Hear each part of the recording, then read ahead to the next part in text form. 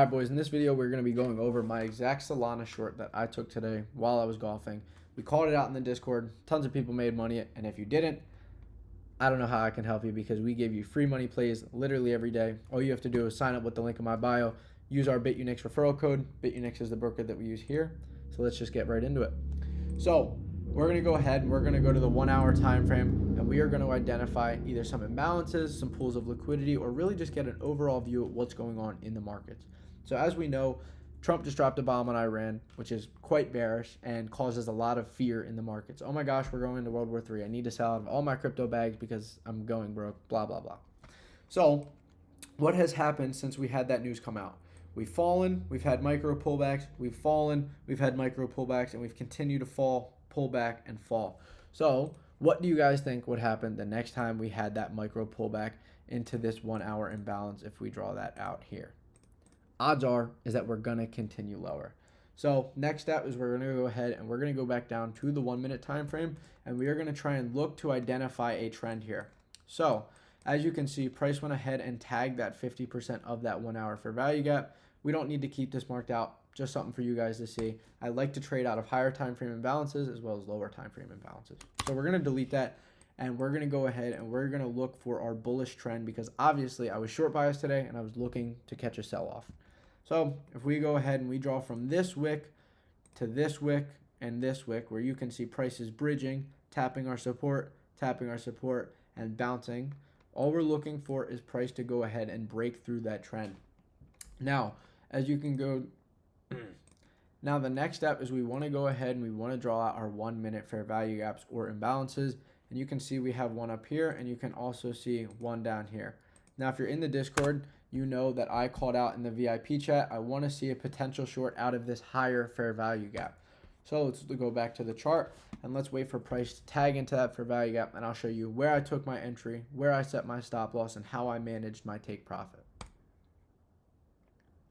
So price goes ahead and boom, it tags that area. As it first tags into that fair value gap, this is where I took a starter. I didn't take 100% of my normal position sizing. I added about 25%. So if you're adding $100 into your main position size, you want to take a quarter of that when it first wicks it. At least in this scenario, you do. So as you can see, that first tag, you can see I took my short there. And then if we go ahead, we let price continue on lower. I waited because I knew price was going to tag back, if not higher than this fair value gap, as well as potentially retest this trend line that we have drawn out here. I was fully expecting price to continue a little bit higher, give me a position to add more money into my short. So as you can see, price goes ahead and it plays up, and it actually almost took my stop loss out. So great question, YouTube kid, where's my stop loss? Obviously, I took my original entry here, but where do we know to stop out? Should I stop out up here? Should I stop out down here? Where should my stop loss be? I'm always going to set my stop loss 2 to 3 ticks above our fair value gap producing candle. Now, if we can see here, this right here, this white candle, this bearish candle, that is our fair value gap producing candle. So I went ahead and I set that stop loss 2 to 3 ticks above. So we'll go ahead and draw that out here. Obviously, I took my first entry here, as well as I added to my position as we pulled on back into that fair value gap. Now, why did I not take my full position as we tagged into this? Was one, we didn't even tag close to that 50% level, and two, was because it's a Sunday. I don't like to trade on weekends, and if I do, I like to de-risk and manage my emotions and my trade a little bit better than I normally would. So we took our entry, we took our ads. We'll go ahead and we'll go to BitUnix, and we will go full screen here just so you can see exactly where my entries and my ads were. If we go back, you can go ahead and you can see that I took my first entry here on that wick, took my second entry as we tagged back up into there, and then once we tagged into it that third time, that is where I took my third and my final entry here. And then where do we know to set our take profits? How do I know? Should I take out at a 1 to 2? Should I take out at a 1 to 3? Should I take out at, maybe these lows at a 1 to 16? That would have been really nice, but, I did make a few mistakes on here, and let's go over those. So we're in our short position. We've identified our stop loss. Now, where do we identify take profits? First take profit is going to be these equal lows here. You can see there's a buildup of liquidity here, a buildup of buy orders that need to be filled. And when price tags this level, odds are is we are going to see a bounce. So let's go ahead, let's mark out this level, and let's see how price reacts once we tag it. So price goes ahead on down and tags into that first bit of imbalance here, as well as if you just had it down at these lows, you can see we tap it. So as soon as price goes ahead and taps that, what happens? We reject it.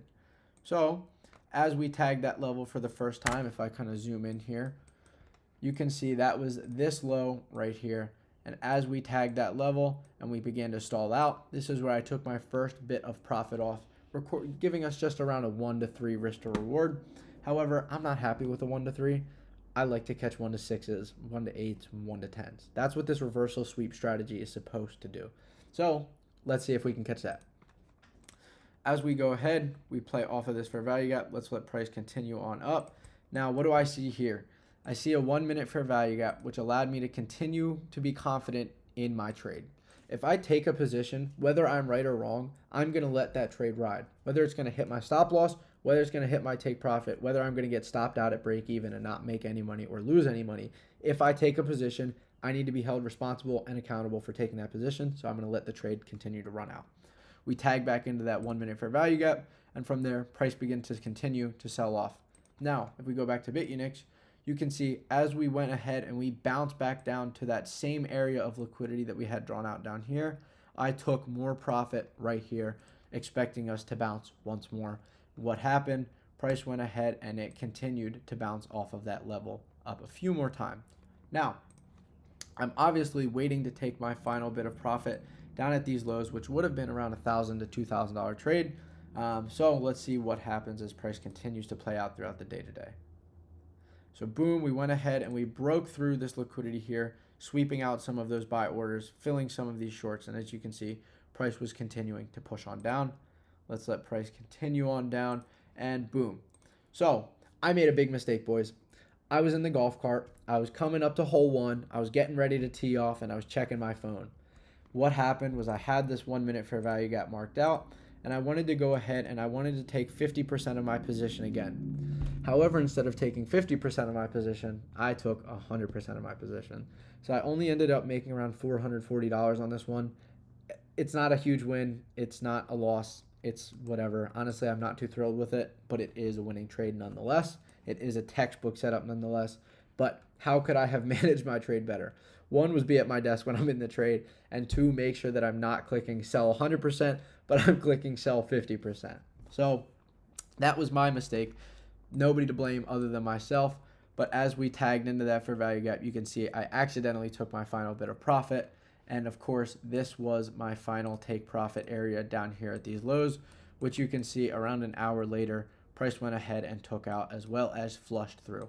So if you ended up holding this trade like our boy Noah, what would have happened was, if you look at the winners chat, you would have made just around $1,000, returning you 49%.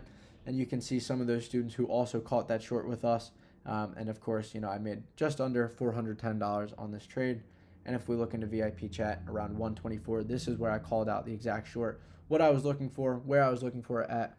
And it really is that simple. If you're looking to trade with us, if you're looking to get free education and you want to have access to these daily signals, first link in my bio is going to be the link to sign up with the broker that we use here, which is BitUnix, best broker in the world. It's not even close. Of course I'm biased. Of course I have a referral link. That's just how the game goes. So I hope you guys enjoyed this video. Check out the Discord. Check out BitUnix. Let me know what you guys want to see for the next one, and I will see you boys in the live stream tomorrow. Peace.